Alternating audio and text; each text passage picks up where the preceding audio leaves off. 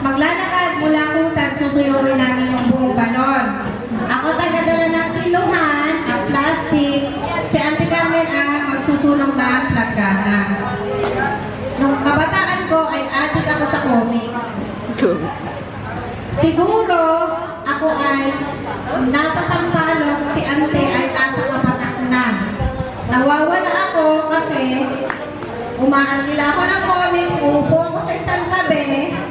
Si Auntie Carmen, nasa kabilang street na pala ako nagbabasa ng comics. Pag uwi niyan, mula dito sa may palayan, hanggang makarating kami ng tok-tok, walang tigil ng kakasermon. Ikaw talagang bata ka. Akala ko nasa likod lang kita. May bumili na kita, wala na pala yung kinuhan. Tuloy na uwi sa tansyahan. Pero yun yung natutuwa ako na nung araw talagang, pero guys ha, may time, kunyari nagagalit, pero nakikibasa din ng comics. Ayun yung nakakatuwa ko. Naalala ko lagi na kahit pinapagalitan niya ako, kinukonsinti niya pa kasi kung saan may nakitinda ng comics, binibilan niya pa ako. Ayun, salamat Auntie! At maraming Chloe, andun yung cellphone ko?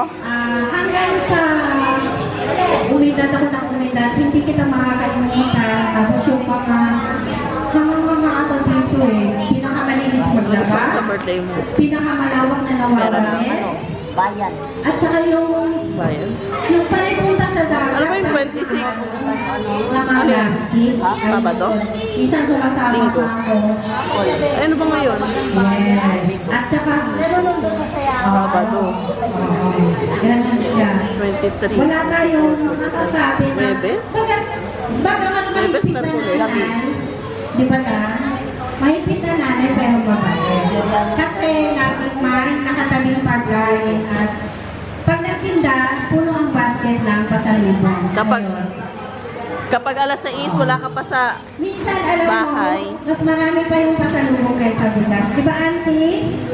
Di ba?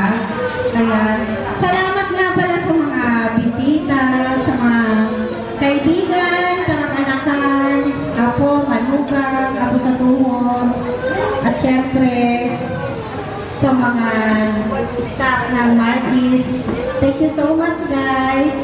Ayun, pagpasensyahan na kami ha. Maraming salamat. At salamat sa Panginoon kasi binigyan tayo ng pagkakataon na makiselebrate sa kanyang 80th birthday. Diba?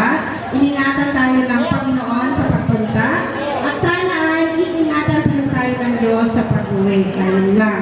Maraming salamat.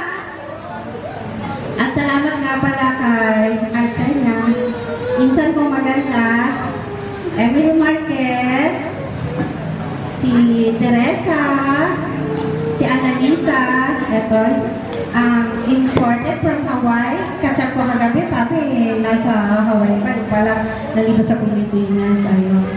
Thank you guys. At magpapasalamat nga pala ako. At binigyan nyo ako ng pagkakataong maging host.